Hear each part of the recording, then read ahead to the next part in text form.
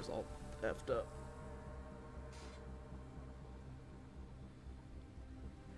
Alright. Cool. Alright. Welcome back, guys. Gonna be some changes this episode, as some of our various heroes are being swapped out and moved around. To go over what exactly you guys did last time. You've pretty much finished up everything you need to do in the Sea of Moving Ice. You have your captive. We'll release the captive, who turned out to be pretty much just doing her research and kind of buying time with the dragon. But you were able to secure Macath the Crimson, who I'll pop up the art again real quick, just because I really like the tiefling and furs aesthetic. It's very cool. That's fair. You guys slew the dragon, you killed a bunch of various monsters, including ice trolls, gathered up all the treasure. After the tragic struggle involving kobolds and tensions running high, one party member was slain. Letters were, I guess not letters, but Nyx, you sent magical messages ahead to warn of the events of the session. They basically told you, those at the Harpers, who have been your guys' contacts, we'll see what we can do, but at the moment, we're going to need every able body we can get to throw at this thing.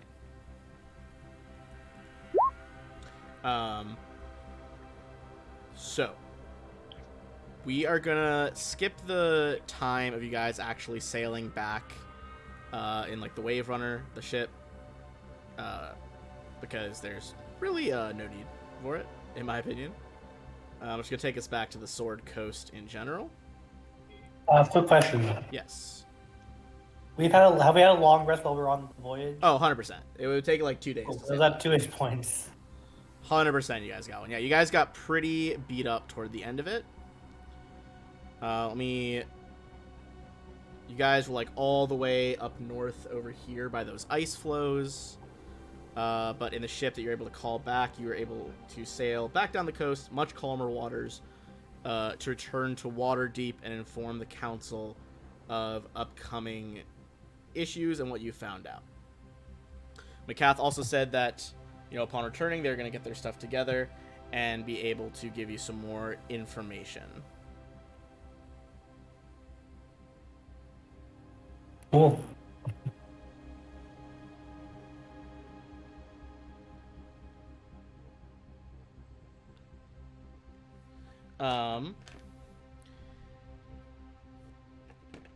Sorry, I lost my train of thought. I answered something about the toddler really quick.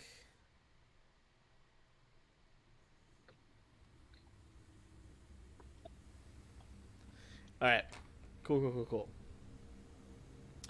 So, I'm gonna try to jump between some various scenes here. First is, as you guys return to Waterdeep, you are going to need to return to the council. They're preparing for their second session. Last session, you guys met just a who's who of a ton of different council members. Don't want to go through all of them in perfect order because there were so many. But the one you're going to return to first would be Leosin. Leosin is the monk who works for the Harpers.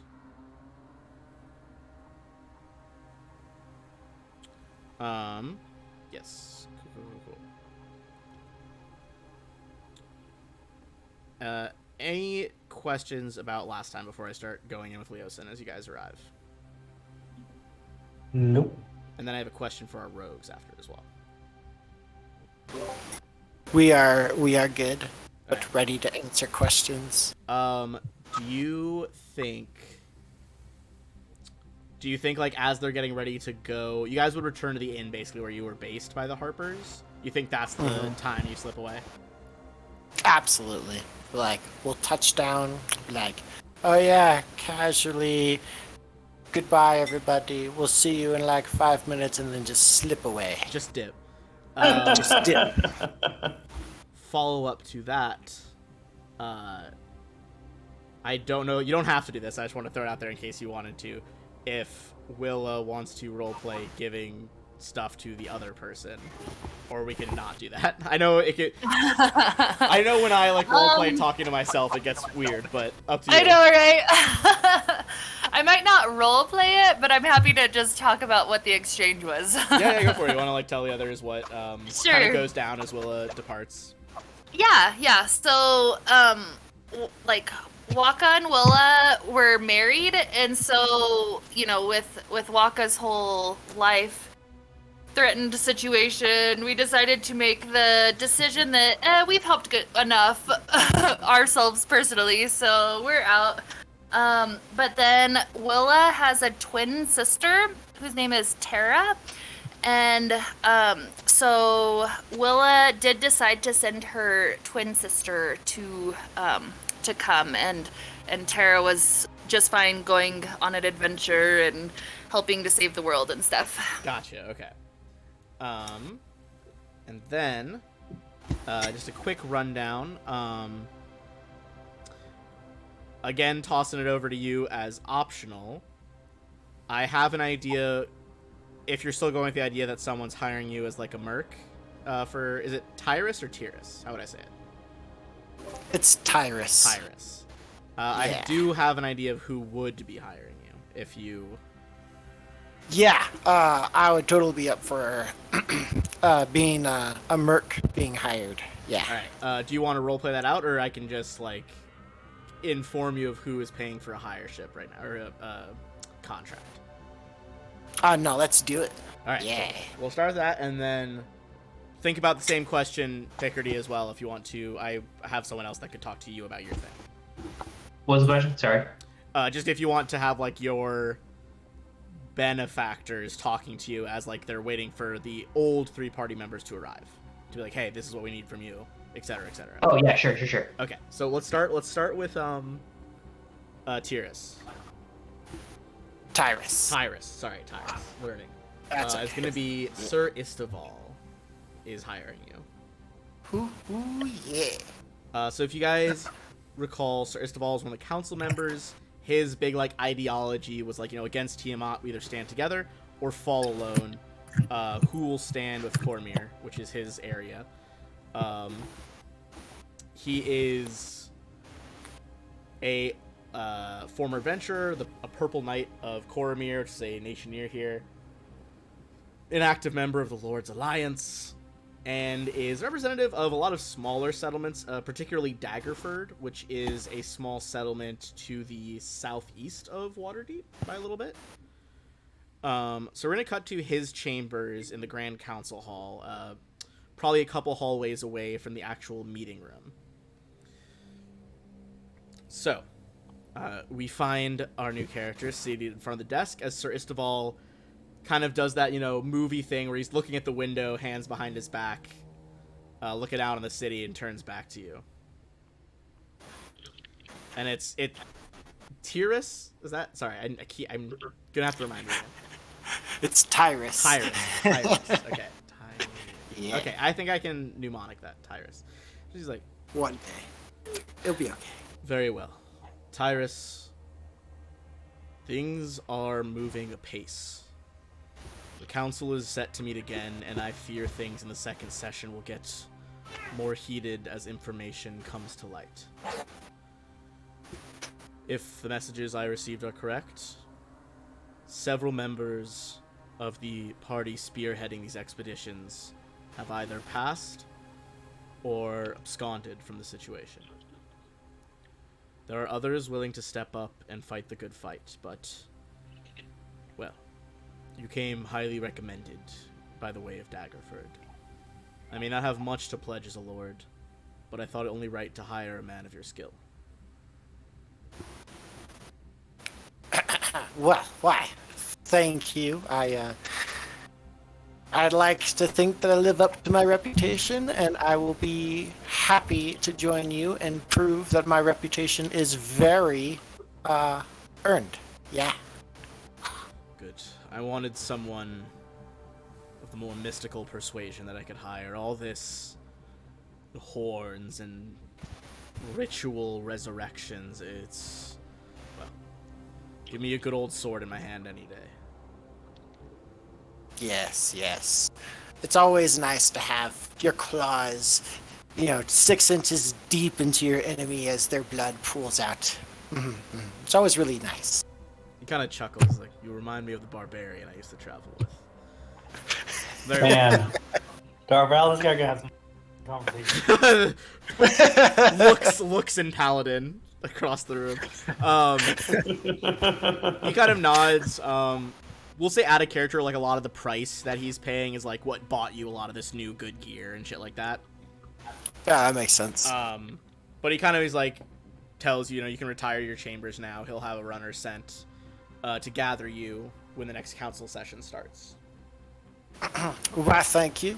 I do have a token for my guy. Oh, okay, cool. I wasn't sure if there was. Yeah. A It's on my character sheet. Do I have to drop it down to you someplace else? Here, I'm just gonna drop it on the map and I'll blow it up a little bit so we can see what it looks like. I'll put it by the Waterdeep map. Ooh, yeah. Yeah. I'm I'm a turtle. I'm a turtle. I was just gonna say a fine beshelled boy. All right. Cool. Going over to Picker. Do you have a name in mind here? Give me like 5 minutes to be mysterious. Okay, that is fine. All right. Okay, I got it. Oh, okay, you got it. Yeah. That was less than 5. That was a Mysterious. fast 5 minutes. Yeah, thank you. let's see if you get it then. Well, now I feel like my knowledge of something nerdy is gonna be tested. It's being tested. What is it gonna be? Oh, okay. Okay, yeah. That's pretty fucking fitting. We could probably... Actually, I don't know. We probably couldn't get away with using an image from that. I wonder if... I'm gonna email the studio and be like, hey, if we make a custom character in the system, can we put it on video? Probably. I feel like most companies I've talked to are down. The reason we use Hero Forge so much is that like I have corresponded with them and have like a relationship with them now, and they're like, hell yeah, promote it. Right. Would you have to email them in French? Okay, I'm glad I wasn't the only one who understood what's happening. This is a reference to a French game, in case anyone was fucking curious what we're talking about right now. It's a French MMO, which I used to play religiously. I guess surely they have U.S. offices. I mean, there's the whole, like, not only English but also like separate English and American servers. Surely. I mean, they have an English website. Yeah, someone out there. Yeah. John Dofus is probably his name, I imagine, as the CEO of the company. Right. This is getting really stupid. Okay, I'm back in my Roll20 froze for a second, but I'm back in it, so we can get into your stuff here. All right, who is gonna be summoning you? All right. You are gonna find yourself, Odomai, in the chambers of the Harper representatives. So there are 2 people there right now. There's Leosin, who the rest of the party is en route to meet. And there's, of course, Romalia Haventree, who you guys have met before as well. Romalia is like the moon elf who is leading the Harpers. Or at the very least is like the leading delegate at this council. Gotcha. So I think we'll start with her. And I think the Harpers, a little less formal than meeting a knight would be. I think their chambers, it's a lot more of like there's a map, pinned to the table with a couple of daggers. You guys are sitting around like an old scuffed wooden table. Looks like maybe they were offered some nicer quarters, but just like declined because that's not really the Harper aesthetic. Gotcha. But Romalia sits down in front of you. He's like, So, I'm glad you could answer my summons, and please, you can call me Remy. Most of our agents do. Things are heating up with this whole Cult of the Dragon. Our second council session will be underway soon, and quite frankly, after some updates, she like turns to Leosin. Leosin kind of coughs, and he's like, there was some infighting in the party that's been spearheading these endeavors. It's my understanding that two have left all this behind them, and one, unfortunately, is no longer with us due to that fighting. It is the lady's belief, and myself as well, I must say, that we should have someone more invested in the Harper cause working with these folks. We think we have enough influence with the remaining two that they would not overly mind more hires being put in from the council. All right. Yeah, go ahead. No, go ahead. So, if there is there anything you need from us before we send you into the second council session? The others are en route, but we have a little bit of time if we need it. Is there any specific information about what's going on that I need to be briefed on? There will be certain developments in the second session.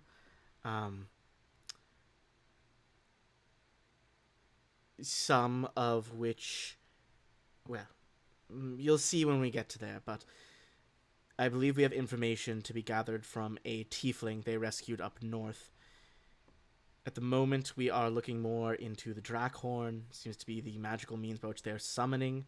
We are trying to gather more allies, but we are still looking for a way to track our enemies to their so-called stronghold. I believe the previous party had found out it was the Well of Dragons. It's somewhere in the Sunset Mountains, but currently it is obscured from the sight of our scryers. Hopefully this council will shed a bit more light on the matter. I see. I appreciate you coming in on this. I know that we are not the most militarized organization or one with a very distinctive structure, but nonetheless, that leads me even more to be grateful that you would heed the summons. This I guy sounds like understand. someone I would like. Well, in that case, I'll take this gear which you all have furnished for me, and of which we will learn its true value shortly, probably within a week or so. Yeah, we'll figure out what magic item. Same thing I did with the other characters, in case anyone's wondering. They're gonna have like basically some like equivalent level of magic items, but presumably from their factions would be more furnished with, things that would fit their character rather than them just being like, oh, we had the same magic items last people had. Although for one of you that doesn't really matter because you're the sister is gonna be pretty similar with the magic items needed. Although there'll be some differences. There are, no, very similar, but there are a few different. There's some stuff to mix it up. All right. Well, good. All right. They kind of like not really a formal dismissal. They probably like offer you some food before you go. But all the same, we are going to do one more conversation before we get to the council. And let me just get some background stuff going here. I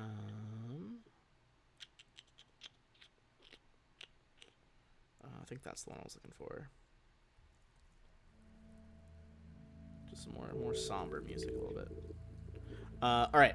So next, Darval and Darval and Sethra and presumably your snake as well are also going in to talk with Leosin, more specifically Leosin than the pair of the leaders, just because Leosin is more of a contact that's talked to you two a lot. Yep. Cat's meowing at me. What's up, dude? I'm not talking to you. Now, quick question. Yeah. I don't know that Sethra told Leos what happened, right? Was it? There was a 2-day journey. I'll toss that over to you, Sether. Sether, do you think you would have passed on to Darval that No. Leosin was given a heads up? No. Okay, so then we'll work under that assumption then. Okay. Leosin probably meets you guys, not even in council or in chambers or anything like that. Just kind of walking around outside of the overall Senate Hall building, essentially. Just goes on a stroll with you guys. All right, I think some planning might be in order here. Darval, Sethra, Yeah. pair of you. Looks like you are the only two to return to me. Locke and Will didn't come back? Where'd they go? They said they'd be busier. Oh no, so unfortunate. She's just like, if our other Harper agents by the exits of the city are to be believed, then they're already on their way out. Ah. However, it is my belief and that of the Harpers, and I imagine many of the council members as well, that we need more people on the ground who can go do the kind of work that your party has been doing. As far Meaning as what exactly? Well, we need you to keep spearheading the informational strikes against the cult. Ah. If my research is to be believed, and we do have spies everywhere, Willa has bequeathed these duties to someone close to her. I'm not quite sure on the details, but I believe she has made contact with the council representatives as a whole and is willing to join. Additionally, Sir Isteval has made a hire of his own. He has used some of the limited funds from Daggerford and its surrounding environs to bring in, I believe, some sort of caster, perhaps. I don't know all the details on that. Well, as I said to him before, anything is appreciated.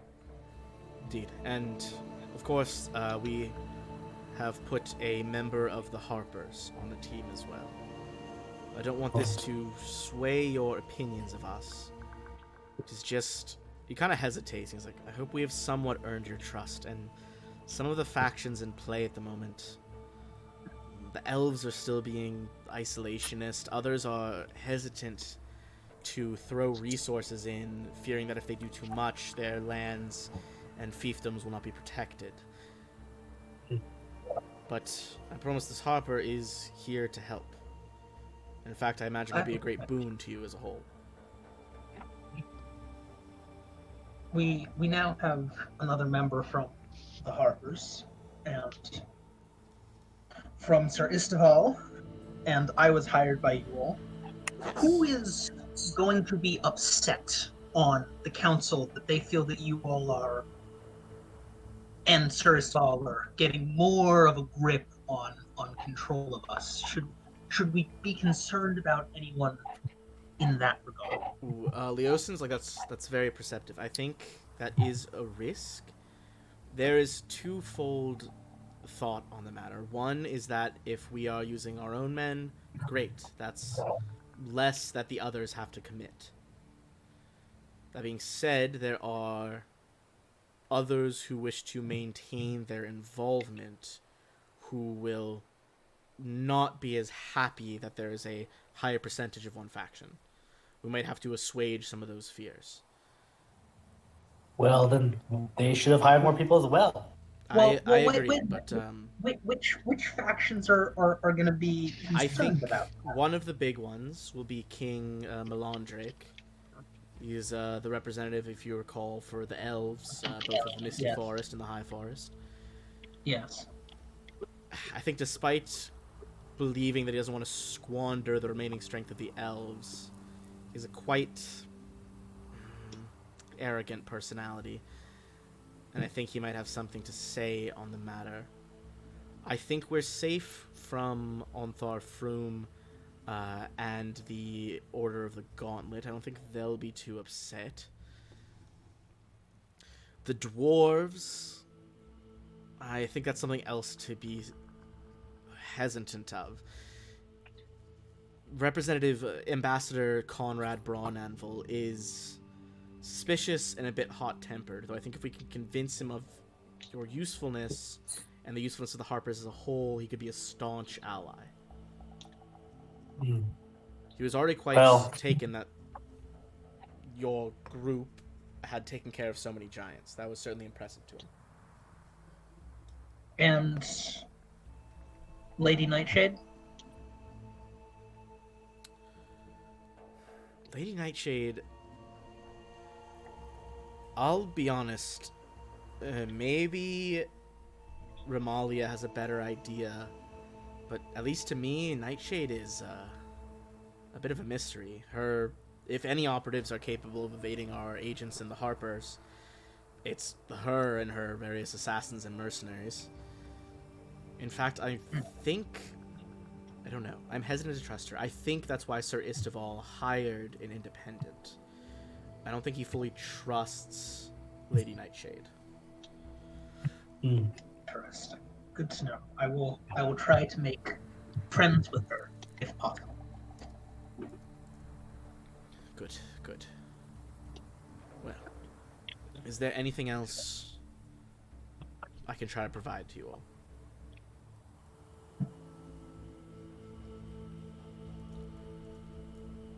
I mean, you've done a lot already. You gotta keep going and keep fighting a good fight. Think of any information you have, you give us, and the allies you've tamed for us. You all as well. We'll just start the next council meeting. Yeah. If the Harpers have any books on the mountains in which, or the history of the mountains in which the Well of Dragons resides, that would be appreciated. But you have done so much already. I will make some inquiries, see what can be found in the various archives. Wonderful. Thank you. Of course. All right. With those ideas and plans, we are going to make our way closer to the council chambers. Although there is going to be one last thing. If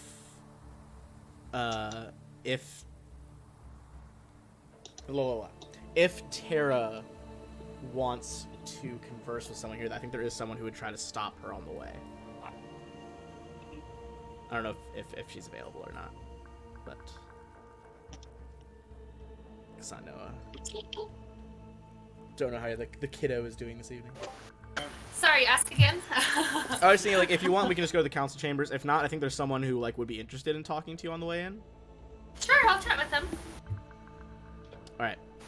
On the way in, then, let's see. This would probably be.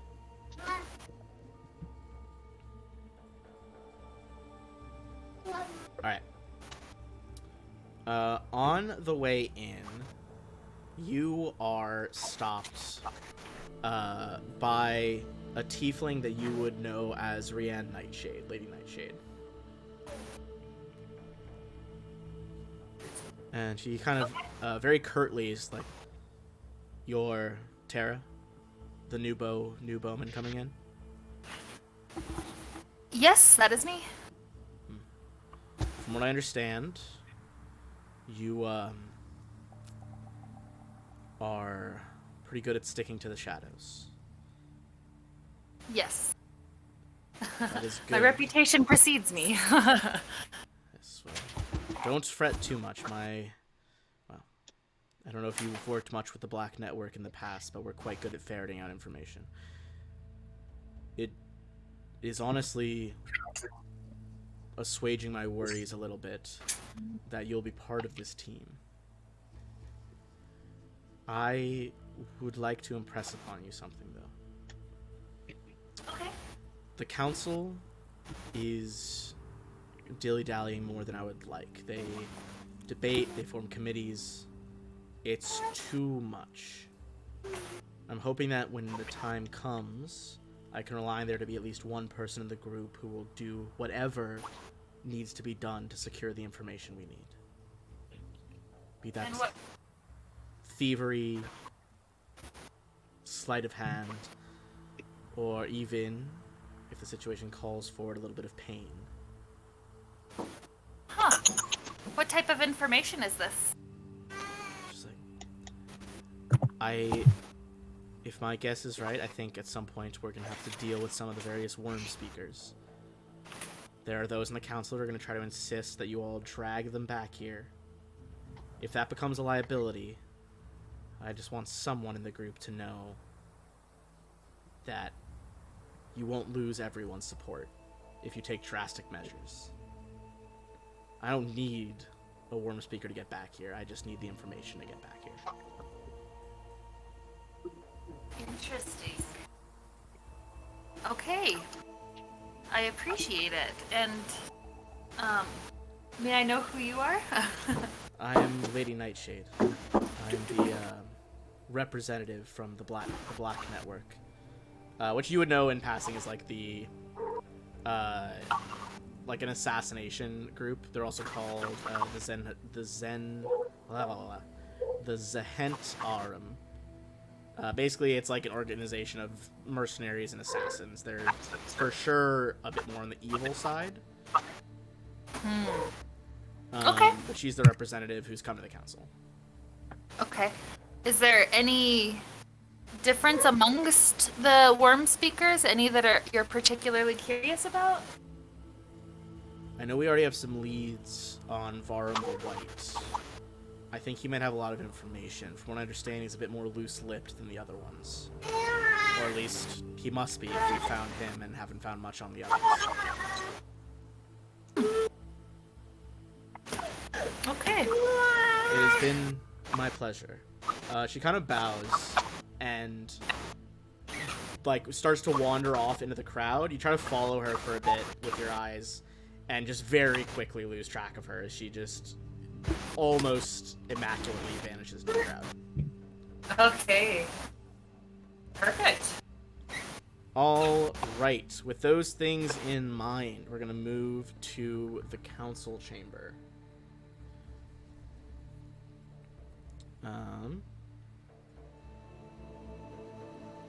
Gonna put this is just like a cool piece of art in my opinion, but it's the council arguing over dragon stuff.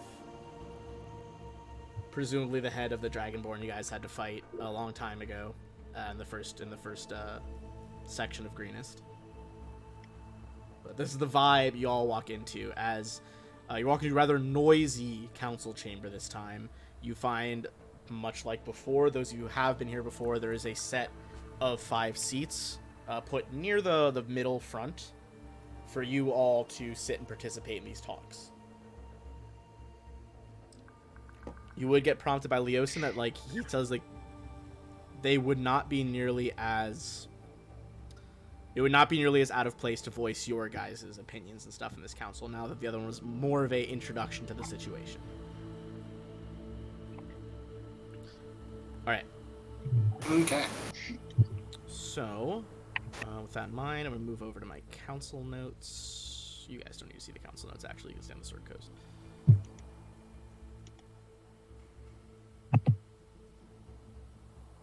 Ah, there we go. I thought I'd lost some notes earlier, but now they're back.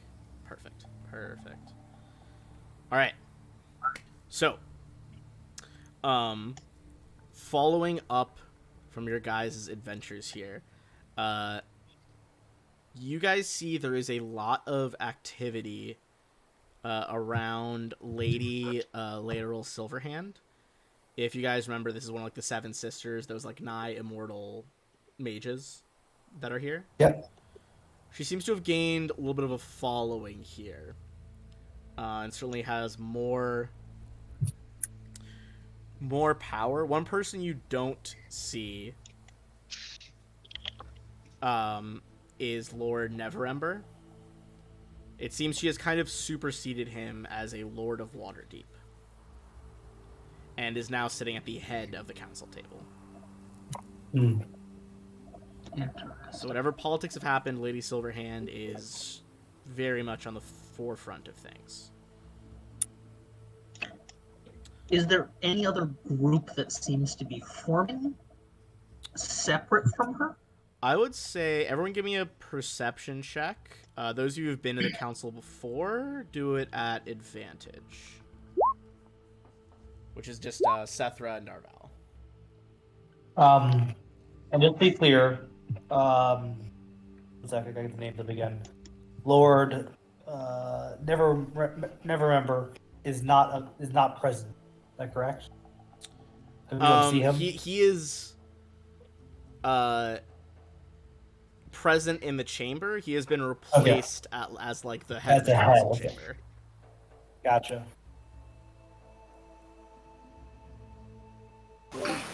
So, hey Ben. Mhm. We realized since I made Tara's character sheet, she doesn't have access to it. Could you? Oh shoot! Yeah, sorry. I thought you both had it. Give me 1 sec. All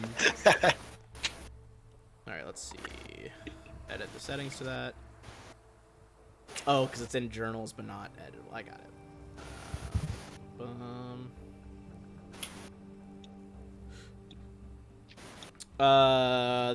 That should work now. There we go, loaded. Awesome. Thank you. No worries. And while you're rolling that, yeah, go ahead. What's your question? Can I just send my familiar to go aggressively stare at Lady Nightshade the whole time? What, just like slither across the table? Probably just on the floor, just like maybe even prod her leg or something, but just like get her attention so she notices that it's there. But besides that, just do nothing. Gotcha. Okay. I'm gonna. Do you want us to all roll a perception? Yeah, everyone can roll one. It's just that the people who were there before are rolling with advantage. Oh, I must have missed the advantage part. Odomai, I'm gonna put a temp token on your sheet. Let me know if this is fine for now.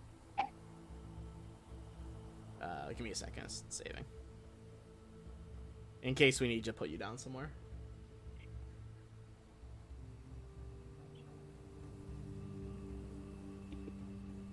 But yeah, you let me know about that. Okay, so I don't think a lot is jumping out at you guys from this session, except for the fact that things are clearly getting more heated. You're hearing a lot of talk from the stands and also from the councils that get ready to like go into full official session. That there's been a lot of like raids and problems with the cult increasing around the country, or the countries around Sword Coast and Faerun as a whole. All right. With almost just like a sense of very casual ease, our lovely Lady Silverhand stands up, kind of waves her hand. There is a rush of like cold air blowing through the room, gets everyone's attention, and she will say, "As the new Open Lord of Waterdeep, I call this session of the Council to order. Now, there have been developments. We must make note of them and decide what actions to take next, for we will need to take action." She kind of like looks meaningfully at the table as a whole.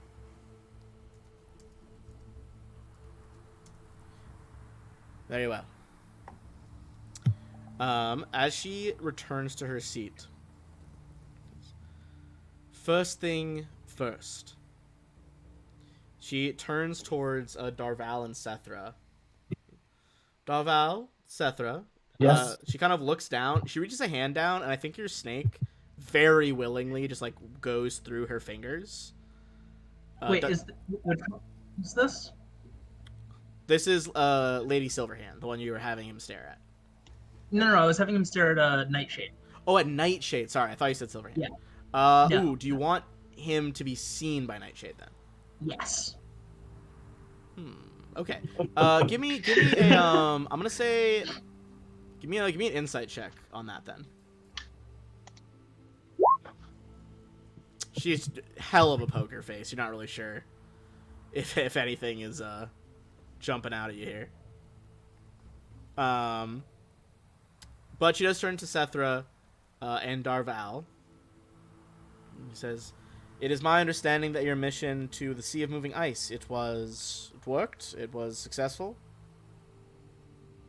That's indeed. We recovered a calf, and she is currently doing some research on the Draghorn, I believe, as we speak. I may be wrong about that part, though. No, you're pretty sure that's right. What were you saying, Sethra? We know more than we knew before. That is true. Any amount of knowledge is always worth it, in my mind. And not to mention that this has, the Arcane Brotherhood is en route to pledge some support to this. Excellent. The more support we have, the better our chances of surviving what is coming. If I might ask, called the Arcane Brotherhood here? She says, I called them here after I discussed with McCaff, the one that you rescued. And we are agreed as a council that the Brotherhood, the Arcane Brotherhood, are powerful allies, and we are pleased that you have won their allegiance for the council. Everyone, give me an insight check on the council. See if anyone might not Is not pleased. Yeah, like this might not be part of the majority of this decision. Ooh, Sethra and Darval definitely noticing something here. And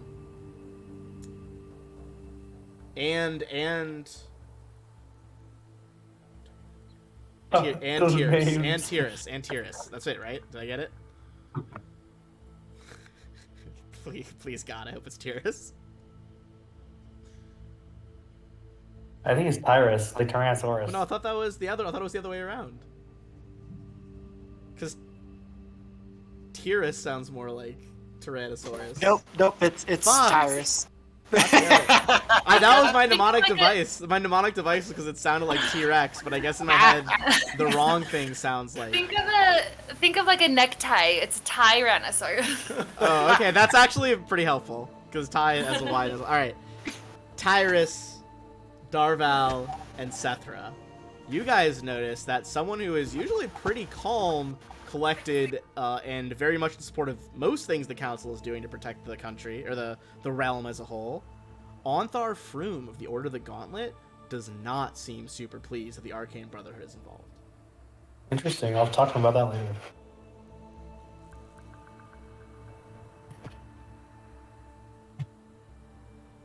All right. She kind of turns to him and she's like, "It is also my understanding that you were able to defeat another chromatic dragon. Were you able to gain any intelligence from it?" Unfortunately, we had to kill it too quickly before we could interrogate it. Understand. And being a dragon. Kind of nods at that. Oh, hey, people watching with the raid. What's up, guys? So, as you realize that the most immovable of Unpaladins is perhaps a little mad about the Arcane Brotherhood, Lady Silverhand looks a little disappointed to get any more information about this. And she's like, "I thought we could also follow up about Verum the White." Now, Verum is the White Worm Speaker, we are sure of that. And it seems like the Harpers have narrowed down where they think he might be. Have you all made any progress in seeking this man out and persuading him to give you whatever information we need?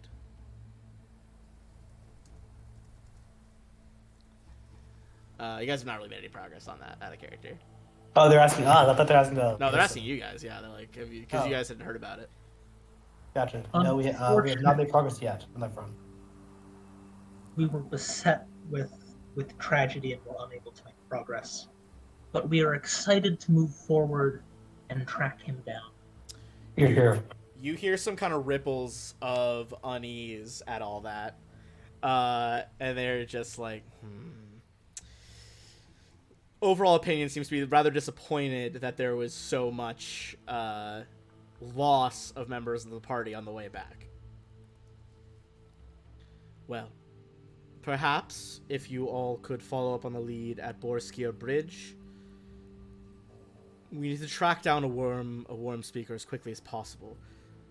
We are short on information, and as some of my compatriots are about to enlighten us on, things are moving apace around the Sword Coast.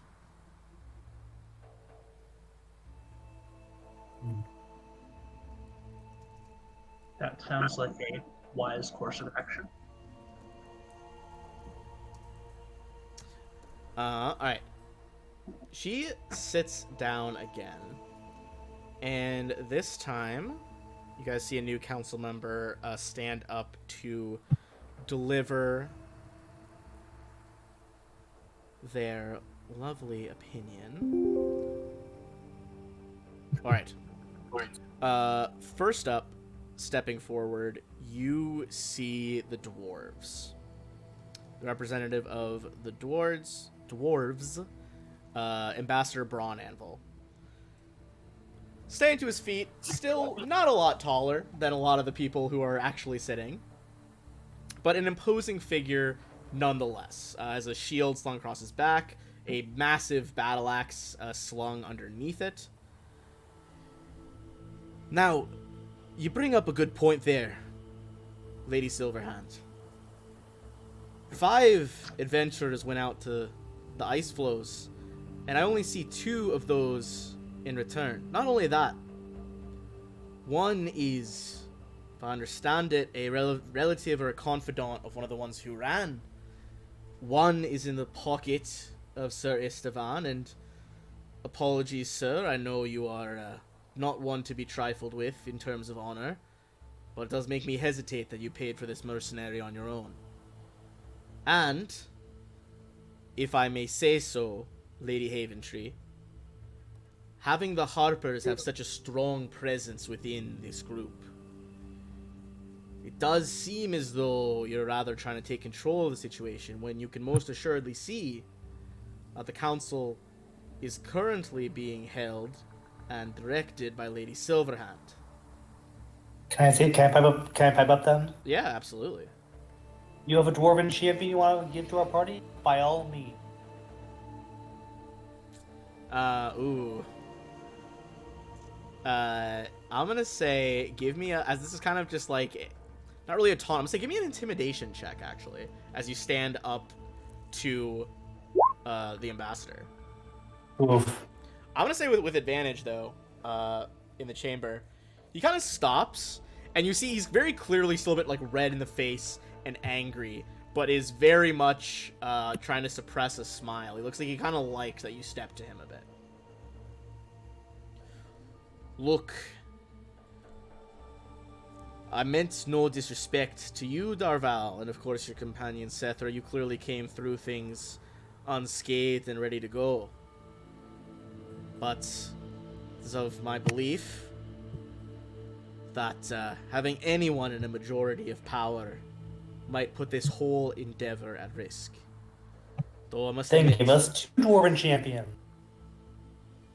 kind of looks at the ground, works his jaw for a second. You want to have a more even split? Offer your best. This is what we need right now. I'd also like to point out, I'm technically not one of the Harpers. They hired me for this, but I would not claim to be a member of their organization. Mm-hmm. He kind of looks at the pair of you and he's like, look, as son of Bannock Braun Anvil, former king of the Mithril Hall, I have made the journey here to act as the Lord's Alliance delegate for the Dwarves of the North. And I must admit, as much as I dislike it, the Harpers have done nothing but progress the situation. I cannot give any warriors. My people have a deep hatred of dragons and cultists alike. I would not commit my troops anywhere but my homeland and keep them near Citadel Abdar and Citadel Felbar. However, I have been given permission by the leaders of my community to provide aid as I see fit. I am willing to pour more of our gold and gems into the coffers of this endeavor. Thank you. I'll nod at him and sit down. Nods stiffly and is like, well spoken, the pair of you. Turns to Lady Silverhand and he's like, I will withdraw my objections to this situation. You guys kind of see that Ramalia Haventree is doing a decent job of hiding a smile, but Leosin, her aide at her shoulder, is like just openly smiling at the situation. But at least Lady Haventree is showing a bit more decorum for everything that's going on. Whoa, I need some water after that. By the way, I'm also smiling, but not as much out of I beat you, but more out of respect for the guy as well. I respect for Braun Anvil. Fair. My cat is deeply annoyed by me playing right now, apparently. He keeps meowing at me. What's up, dude? You have food. Go eat it. Alright. He is going to step down. And another one of your naysayers is going to step forward as well. It's going to be King Melandric. The elven representative. Hello, all of you. It's good to see the council together once more. But I admit much like our mountainous companions, have some reservations about the situation. The Harpers have been revolutionaries, safeguarders of lore and the people of this land, but just as often they have been outlaws. Should we really cede so much ground to their control so easily? I ask all of you. And what if they're... What would you have us do? He kind of looks to you. This time, a lot more angry than the dwarf was. Just like a clear look of almost distaste, almost disgust. Like he tasted something sour. I'm gonna look at him. I'm gonna say, if you had all the power of the council, what would you? If I had all the power of the council. You are wiser than, you are ageless. Not ageless, but you are older and supposedly wiser than most. You must have some insight on how to handle a situation like this. That would you not? If I were in charge of this council, we would be taking a much more unilateral approach. There would be none of this bickering, and you all would understand that the most important areas of cultural significance in Faerun are to be protected, and that we are to mobilize all the available forces at once. If we Let me ask you a question. Let me If ask there you a would- question. Okay, you ask yours, then I'll ask mine. You are so eager to chime into the matters of kings and ambassadors. And yet, the three that I am most nervous of are newcomers. Haven't said a word.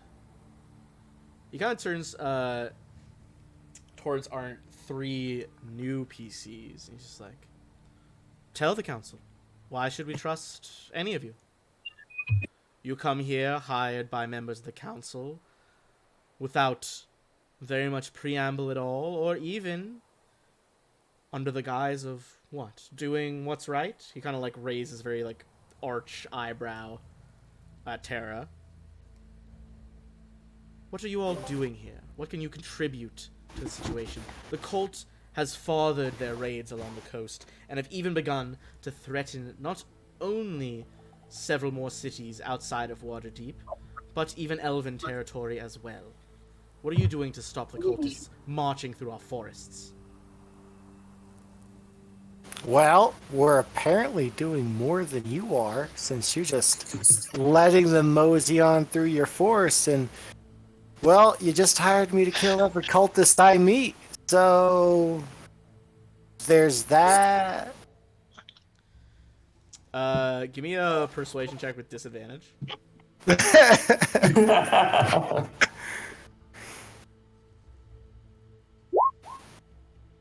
It's close. The 20 over there. 13.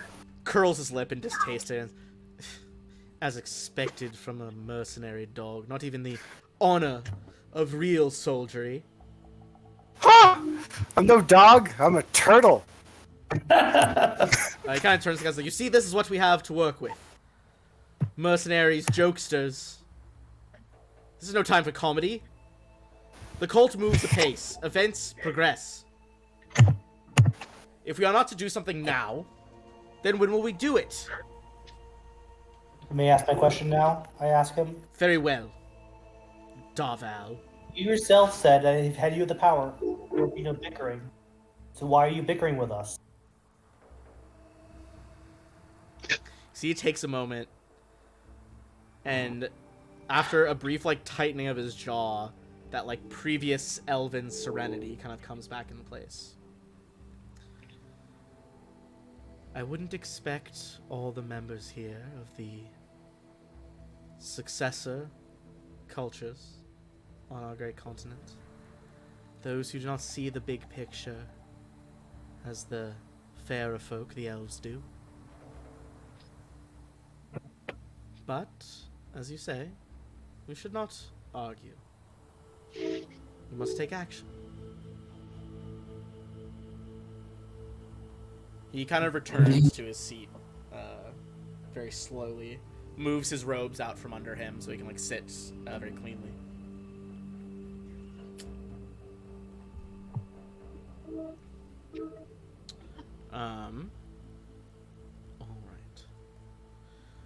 Alright.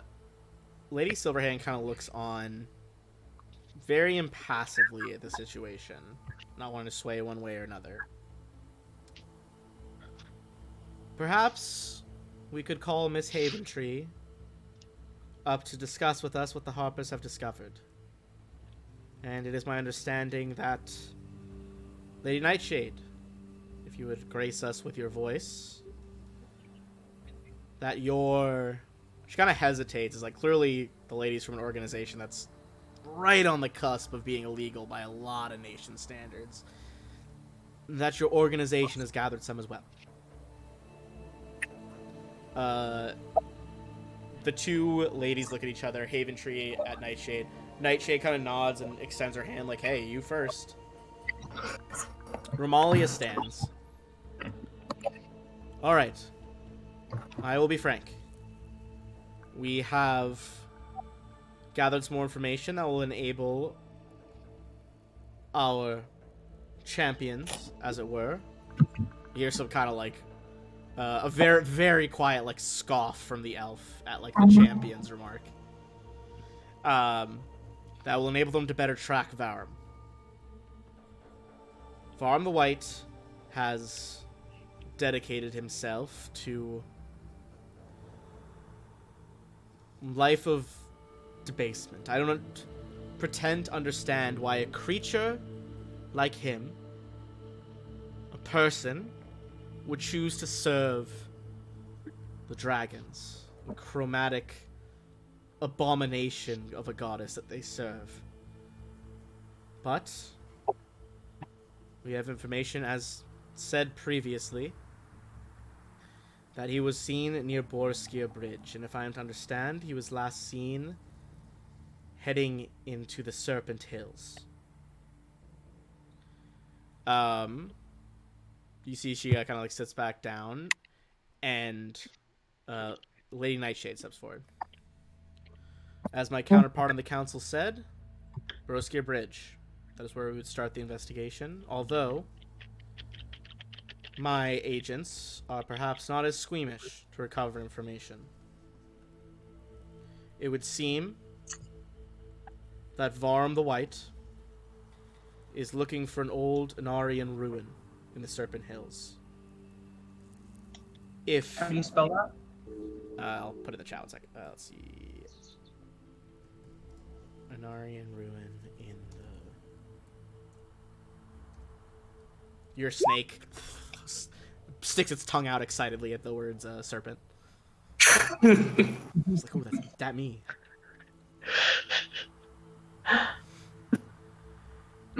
If the dying proclamations of my agent are to be believed, and I won't bandy about it, he is quite skilled with a dagger and thumb screws, then Varum seeks a divination pool there. What sort of arcane lore he might need from that pool, I was unable to determine. His minion did not know that. Although we do have one more detail of note, and that is, it would appear there are a clan of Yuan Ti in the region. Although it remains unclear whether these snake folk are with the cultists, against them, or merely an impediment to anyone in the region. Can I roll something to know to see what I would know about the Yuan Ti? Yeah, go for it. What would I roll? History? Be history. Obviously, they're both -1, so... Yeah, I don't know much. I mean, they're like serpent creatures. You're pretty sure about that. Cool. If anyone else wants to make that check, feel free. Can I make a check on the ruins? Yeah, man, go for it. Again, the 8's not going to do much. Was Odomai... Was that check for the Yuan Ti or the ruins? The ruins. The ruins? Okay, and that's Sethra, that's what you're looking for as well? Yeah. Okay. We'll start with the 11, and then 15 is going to give us a bit more of a detail there. Anuaria was one of a few number of enclaves that kind of survived a cataclysm. It is one of the many famed flying cities. After the fall of Netheril, which was the cataclysm, became one of the 3 richest of the surviving states known collectively as the Lost Kingdoms. So from these flying cities, these were countries that were extremely rich in terms of like arcana, the crafting of magical items, spell work, the development of new enhanced arcane techniques, things like that. So if these are ruins related to that, it would make sense that there was like a scrying pool or something of similar build in there, as that was like kind of what they're famed for. So at least with that check, you would know that that is. It would make sense that those two things line up. On the 15, I think a little more on that. Is that kingdom did fall a fair amount, a couple hundred years ago, when it was sacked by a horde of orcs.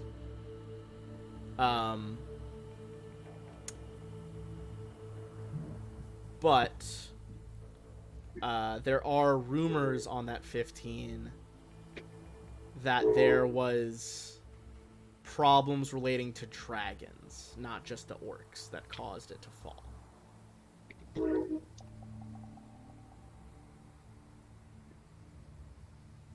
Okay.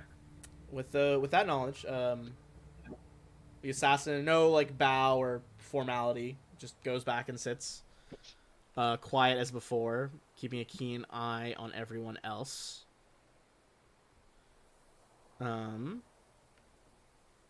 With that, this is a shorter council session. Lady Silverhand, I was like, does anyone else wish to voice any concerns?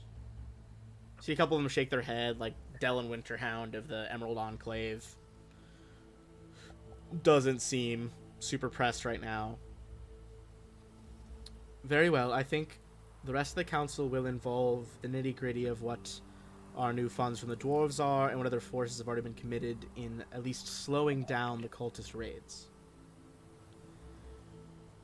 Do our tip of the spear, she kind of gestures to the five of you, have anything else to add?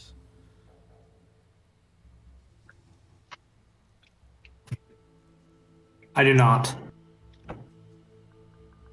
I think. No, I think we just have to see where things take us. Yeah. Very well. Then I will call the open portion of this meeting to a close. Thank you everyone for coming. Counselors, we shall hash out some of these remaining details. So who is standing up to leave right now besides us? Like leave the council All table? like the minor politicians. Basically like the main council, like the main Okay. like 12 of them I think it is. Yes. Kind of a fluctuating number between sessions. It's hard to keep track. Okay. Cool. Righty. As you guys head out, you kind of Leosin catches up with you all. Listen, I can get you all some horses so you can make your way to the bridge as quickly as possible. I appreciate that. I have my own, but I appreciate that for our companions. He tells you guys which stable will have horses waiting, provided seemingly this time not by the Harpers, but the coin that provided the horses was provided by the Emerald Enclave, the nature Oh, foundation. nice. Cool. I assume I have 10 minutes I can summon my horse. Yeah. As you like head to the stables, you got plenty of time. Yeah. But before we head out, can I give my snake a note to bring to Nightshade? Ooh. Yeah, I'd say so. All right. I just want to say, let's talk at some point. I have a proposition for you, and that's it. Say that again? I cut out for a second. What did it say? Let's talk at some point. I have a proposition for you. Intriguing. Alright, I guess that would depend. Her response would depend. Are you guys heading out right away? Or no? I assumed we were. If we are, we are. I just want to deliver that note. She'll, Knowing that I don't know about this note. we'll I make will No. follow Darvel's lead since he is the team leader. Yeah. Alright. If you want to stay back for like a bit, you can let me know. That'll give me details, but if not, we can head out. So, No, I okay. see no reason not to head out. Cool. Very well, you guys mount up. Most of you on these freshly got horses. Darval summoning your glorious steed. And you begin making your way, riding to the northeast along the tradeway. Or sorry, southeast along the tradeway, excuse me. Heading towards Borskir Bridge. You guys know Borskir Bridge bears the name of a now vanished realm north and east of the tradeway. The bridge provides access across the winding water and is a major historical landmark. The bridge itself is constructed of solid black granite and bears sculpted images of the deities Sirik and Bahal, commemorating the legendary battle they fought on the bridge during the time of troubles. The way station settlement near the bridge is really more of just a collection of tents, wagons, caravans. Some people have set up semi-permanent shop to like make money providing food, mounts, and other services to travelers. Although there is a small contingent of paladins from the nearby theocracy of Eltergard, who kind of watch over the bridge and keep it in a state of upkeep.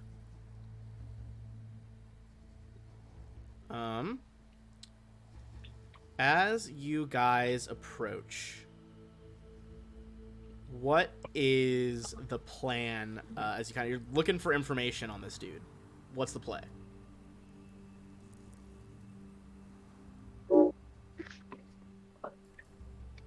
I mean, you two have been around here before. Do you know anyone we can ask in the area? Also, you guys have headed down this way. Serpent Hills are over here, across the high moor. I can actually make some of these more on the map later. Do we have any contacts in Waterdeep? I don't remember. I mean, Eldergard area. I wouldn't know. I wasn't here with you all. Not, That's true. It won't be me, actually. not really. Didn't think so. The closest I place mentioned you that, went through is you went down the whole tradeway as a whole. Stopped at Baldur's Gate, Scornabel, El Terrell. Serpent Hills, not really. Okay. I have not actually been here myself very much before, so no, I don't have any contact. Alright. Alright. So you guys, I would say if you want to make a persuasion check, just talk with people, try to get them to give you some info, or I would say an investigation check to do some work by yourself. I'll do I'll some be persuading. investigation. You go first. That'll do. Are we all kind of rolling at once, or? Yeah, you can all roll at once. Might find different things. 20 is for sure a good pass there. Alright, 21, also good. Excellent. Let's see.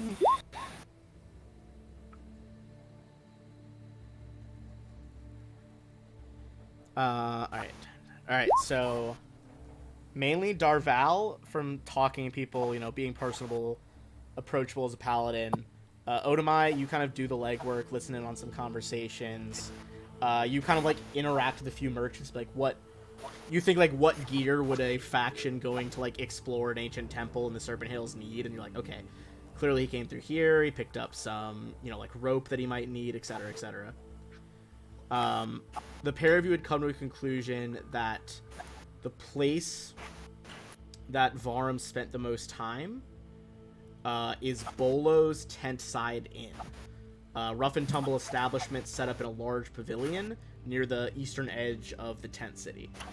Seems like the proprietor there, she's a halfling, might have more information on the matter. But at the very least, you guys have already confirmed, like, yes, he came through here. Yes, he's heading north into the Serpent Hills. Matches up with the intel you've received, but good to confirm. Yep. All right. As you guys head over to Bolo's Tent Side Inn, you see Bolo in question as a female halfling. She's kind of standing on a like multi-tiered stool, almost like a very slight step ladder to reach various casks that she's set up in racks to get different kinds of drinks.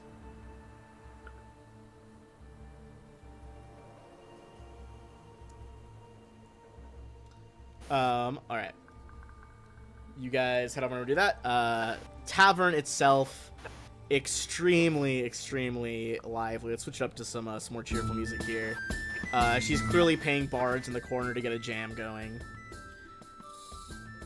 And as you guys head over, start my inquiries, Bolo's like, what can I do for you? You guys, like, you know, I assume provide some information. They're looking for, like, a dwarf in question. Indeed. Oh, aye, there was a dwarf with quite a large party coming through here. Wore these fancy purple robes. You guys know purple robes are a sign of the Worm Speakers. I saw him. He was asking about escorts into those hills. And then there was this hooded fellow. Started asking him his business, and the dwarf looked him straight in the eye, pulled out his dagger, stabbed the fellow dead. Did you know, it wasn't until the hood fell off in here, and the folk all moved out of the way to close the business early that day. I saw it was one of those scaled folk up from the hills, come down to spy on us. Look, those scaled folk, those, what do you call them? The Yuanti? They're... Yuanti, yes. I think they'd come down to spy on us. They're bad news. I think that dwarf's a proper hero, make no mistake. But then, he and his entourage, they took off straight away for the hills then. Quick as cats they were. How long ago was this? See if I can see any sketchy people that I think might be wanty. Like anyone who's dressed the same way as the. Yeah, she give me described. a perception check.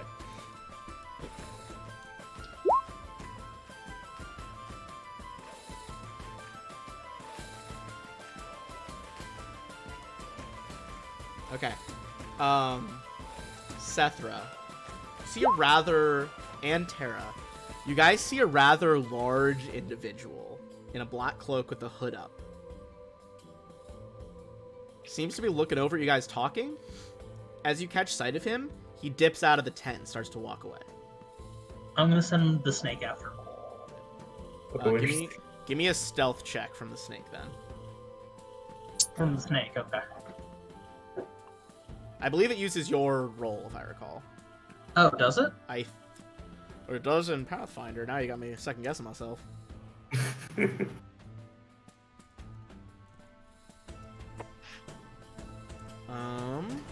I think Tara will just very quietly inform Darval of the situation. Is Tara gonna follow? It would be its own bonus to stealth. The big thing is that if you ever need them to, they can give you the help action in combat and out of combat quite a lot, which would give you. Can advantage. I give it guidance before I send it off? Yeah, I'd say you get a quick spell as it slithers away. Because I don't think it or I is proficient in stealth, so just dex roll, right? Yeah. And then Tyrus, what were you saying about what was Tara doing? She just informed Darval of the situation and say, like, the snake is following. I nod. Thank you for the information. Then I'm going to get back to the bartender and say I appreciate your information, and then I'm going to drop a goal on the table to have another round for everyone. Loudly. I'm very That's mighty loudly say kind that. of you. All of you lot, this one here bought you drinks. Is a loud, uproarious cheer from all the bar patrons. So, for the record, the reason I'm doing that is to give a bit of cover to the snake tailing, the snake guy. Oh, all right. That's a good shout. I'd say that might have given an advantage then. That was the hope. All right. The snake can communicate telepathically with you for a mile. Was it right? At some distance. I think it's. Let me check. Let me know how far it goes. I will say right away, the snake is noticing that whatever this thing is, it is walking straight through the dark between the tents like it's fucking nothing, even though it's nighttime. Clearly it has dark vision. 100 feet. 100 feet? Yeah. Let me roll to see if. Let's say percent chance that that'll be close enough. It seems like this guy has stopped at the edge of the tent city and is just kind of chilling in the rocks. Looks like he's made camp there. All right. I'm just gonna dimension door over there quickly then. Kind of not directly in front of him, but so that I can walk up and just All right. talk to him. You kind of take a step, just wherever you're standing, and then reappear outside within that radius. You see the the person just kind of crouched down, just kind of squatted on its haunches. Seems like it's scratching something in the dust, just biding its time. So you're not trying to be stealthy as you appear then. No. I want to appear non-threatening. All right. You see it briefly kind of looks up. Can't really see into the depths of the hood right now because it is pretty dark and the hood is deep. What do you say? It's clearly kind of looking up at you. I'm just gonna say we're seeking to get the trespassers out of your hills. Any information you could give us would be helpful. Give me a perception check before you do anything else.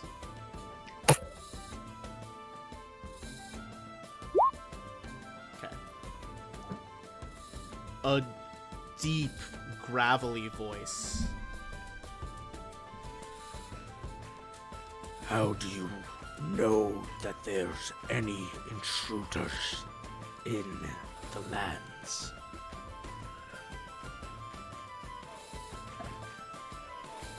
We heard that someone who was trying to go in there killed someone, a Yuan Ti, and we know that they are not from these lands and that they seek to acquire something in the territory. The head kind of nods slowly.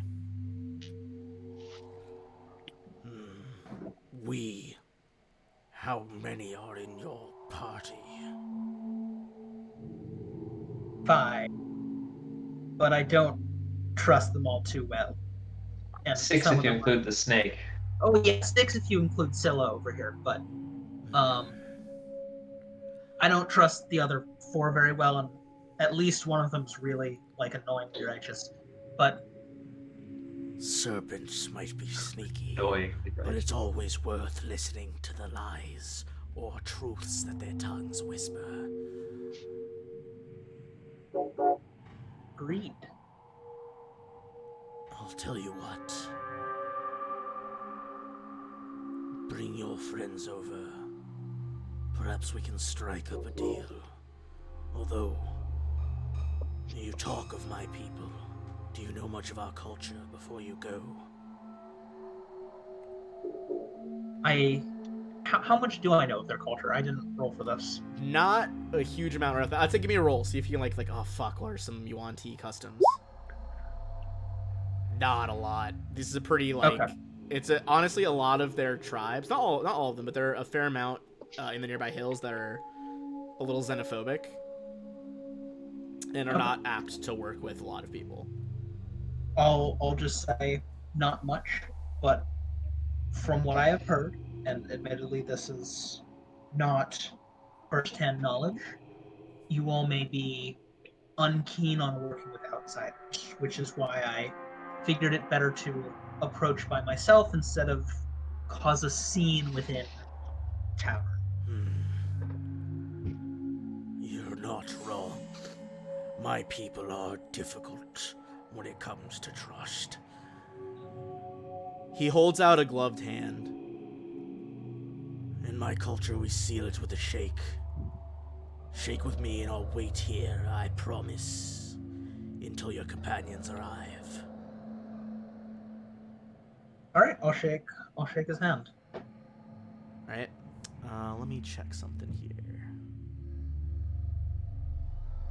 As he reaches forward to shake your hand, you see the robe that he's wearing begin to wriggle at the chest level. And he crushes your hand in a vice-like grip. You can feel starting to poke through the gloves are talons. And before we roll for initiative, he looks down at you. Other hand pulls off the hood and he says, Like I said, my people have an interesting relationship with trust. you see a devil stand before you.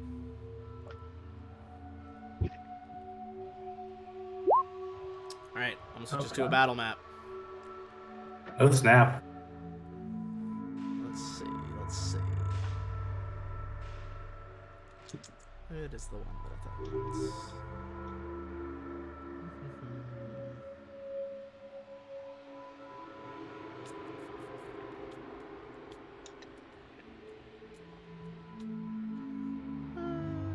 We'll use the night road for now.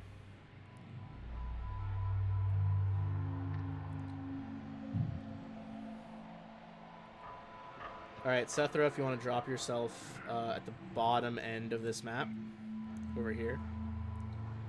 Can the rest of us see what's going on? Since we're not here. Not yet. Okay, so I can't see anything, by the way. I'm going to provide a source of dim illumination in a second. That's going to be the backlighting from the town. And then I do have dark vision. As do I. Right. You do have dark vision? Yeah. Oh, it should be giving you. Yeah, me too. But I don't know. Tyrus has dark vision now too, thanks to goggles. All right. You're gonna be. I don't know why it was not giving you that. I'm gonna update your token so that it has it next time. Okay. All right. Give me 1 second. I'm gonna drop our bearded devil in front of you. He's kind of crouching by the rocks.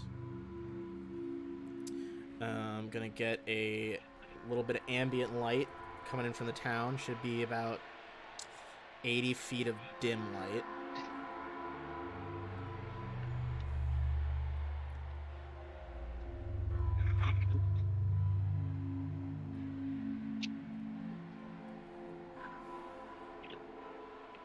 Very dim light being illuminated out there. I guess it should be farther. It should be 80. I say should be, but I'm fucking doing this by myself, so I don't know what I'm basing that off of. That was my own claim. So I don't know why I was so confident that should be 80. I just fucking was doing that. Alright. Let me clear our order, and we're going to roll for initiative. You guys who are not here are currently 100 feet away. I'm going to, if you want to just drop your tokens, like, at the base of the map, we can add you to the initiative and, like, know that you're 100 away. And then I can give the appropriate site to the different people. How do I add myself to the turnover? Well, you'll have to see yourself first. We'll stop dropping Okay. yourself first of all. Sorry, I see there's already 2 of you. Oh, I didn't. It wasn't working because I couldn't see anything. Yeah, no, the first one got it. I got you. You said you got 60-foot night vision, Odamai, or do you not? Oh, I have it. 60. Yeah. 60. Okay. Are we all still in the tavern though, except for Sephra? Correct. You're starting 100 feet away from this fight. Ooh. I'm gonna go ahead and link your HP bar to your health really quick because we haven't done your Beautiful. token yet. Thank you. Can you ping where we are on where I dropped myself on the map again? Over there. Okay, thank you. All right. You got control of that, Odamai? Yep. All right, Tyrus. You should have also dark vision 60 from the goggles, correct? Yes. All right, let's get you the HP stuff as well, real quick. All right, HP, bar, Tyrus, and vision, dark vision, 60. All right, you should be good. Yep. I got I more. can see. And then, I have another question. yeah, go ahead. And then, Where's yeah, go ahead. Sorry. where should my horse be on?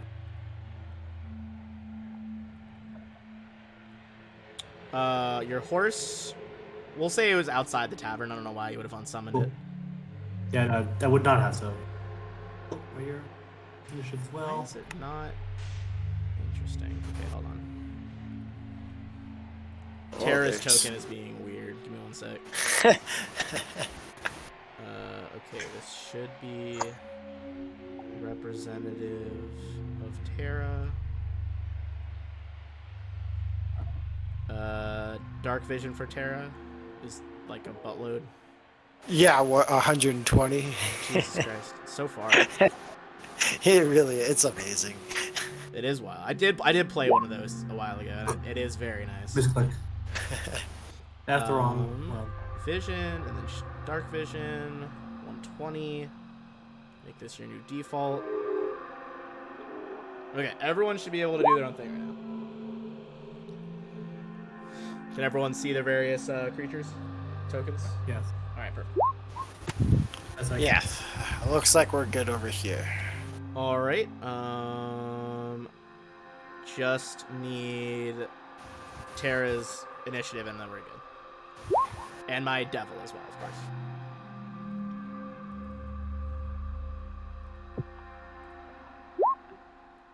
Well, he got a nat 20. All right. He didn't have to beat us that hard. We knew we were That going was second. distinctly unnecessary, but he really fucking was just like, all right, full send. Good lord. All right, I'm gonna try a new song. Not sure this track is good. It's supposed to be spooky. We're gonna find out. Might be too Halloweeny. Well, it's not loading for me, so we'll figure that out in a second. It's a little Halloweeny. I'll see how I like it as it goes. I'm trying to add some more music during today. All right. The devil crushing your hand in its grip already. You should really be more careful who you follow. And then you hear in your head, just telepathically, Not everything in the hills is Yuan-Ti. Alright, he is going to multi-attack here. He's going to let go. Oh, actually, can I do this as a standard action? Alright.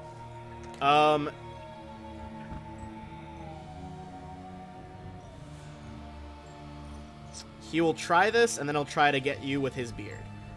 You guys want this D100 roll to not be... to not be 70 or above. That was damn close. You feel like the smell of brimstone and the heat intensify around you, and he's going to materialize a glaive in one hand, and then the beard lashes out at you from point blank range. It's gonna be 23 to hit. 23 hits, yeah, for sure. 5 piercing, but I need you to make a Constitution save. Okay.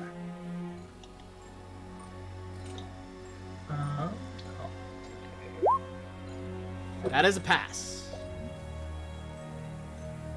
Alright. That is going to be the end of the Devil's turn. Darval, what's, I'd say... I'm trying to picture the tab right here. It's probably like 20 feet to move to your horse, but then your horse... Perfect. Do they even know this is happening? Oh, because your snake's with you. In my head, the snake was communicating it. No. What's happening? Do we hear any combat or any noises? Give me a perception check. On his turn, he can try to signal you with a yell. It'll be pretty easy to hear because you're not that far away. However, I'm gonna give you a perception check this round. See if you can smell the brimstone. What's that? I want to do one more thing. I want to do quickly. It's not close enough. Okay. Perception. Let's see what's going on. Perception. Not Okay, quite on a that- 13. On a 15, Darval, yes, you are able to act this as you can now tell the others since you're going first. I do like something's wrong, and I look around. Yeah, Scepter is missing. And she dimension doored away, and I get I just beeline for the door. 20 feet to my horse, and you're having my move to get on top of it. Because I have 40 feet movement. All right, you put one boot in the stirrups, swing up in one movement. That's my turn. All right. Smell of the brimstone seems to be stronger just north of you guys, or sorry, east of you guys, out of the tent Ooh. city. Odamai, you are so warned. So we're not outside yet? No. Well, you are exactly 100 feet away from, like, the edge of the map, essentially. Oh, we're 100 feet from here. Yes. Ah, okay. I see what you're saying. Oh. All right. Can you double move and run in this game? Yes. Basically, you would use your move action, then you'd use your action to take the dash action, which is just moving again. Okay. And so then I looked at Expeditious Retreat, which lets me use the dash action. So how does that work? Exodus Retreat. I put it in chat. Oh, yeah. Okay, sorry. It's different than the other version of the spell I was thinking of from Pathfinder. Basically, it'll cost your action this turn, which means you only get to move once. Or no, because then it'll cast right away. Basically means you can dash as a bonus action as well as dash as an action. So okay. this turn would be like cast, move, bonus action, move. Next turn you could like triple move if you so chose. Right. Okay. Well, it's a bonus action to cast it. It's not. Oh, okay. That's the cast. So basically, yeah, you would just get one Yeah. move this turn, but next turn you could triple move. Okay. Give me 1 sec to think. So, I know it's hard because some of my things have to do with how far I can see, and it's hard for me to know once I run 30 feet how far I'm going to be able to see. Like, will I be able to see them in the dim light? If I run 30 feet towards, I would. Are you asking if you'll be able to see like the combat that's happening right now? Yeah. Well, you have dark vision, so you can see them out in the desert. Okay, so it's enough that I can see them. Yeah. Okay. So I am going to use Vortex Warp on Darval. Oh shit! Wait, can you send the horse too? It just says around another creature you see within range. I guess it's me. That's fine. Horse will catch up soon. That'd be cool. You can also warp someone else. Who's already So I magically twist space around another creature. That's true. Does someone else want to go nearby? I mean, my horse will be able to get me there very fast. Cyrus? for example? How nearby? I'm technically not outside. I'm still inside. I haven't been able to move outside. So how close does it have to be? If you could take me, take me. I don't know if that's an option. I don't even know what spell this is, so. Here, I'll put it in Yeah, chat. put it, for you. I'm curious. Okay, so.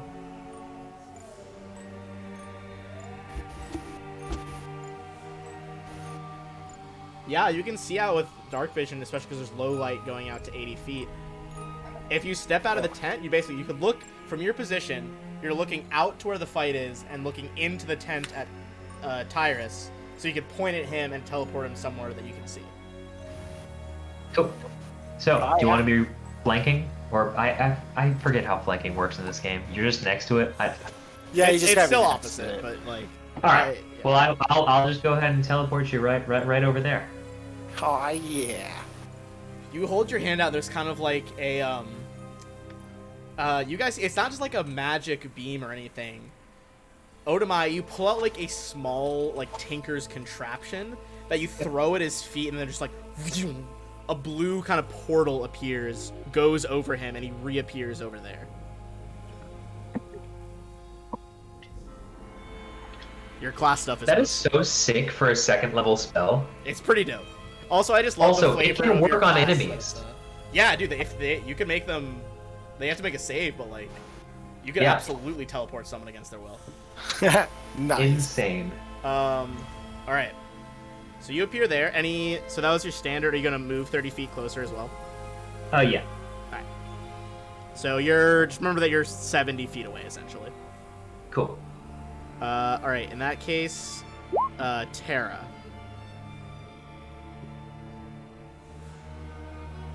Also, I love the idea that if that's your last name, then presumably Willadactyl was her full name. Yeah, we were talking about that too. It's like, Willadactyl. We're okay with that. Although, I mean, maybe if Waka had another name, maybe she took the surname. I don't know.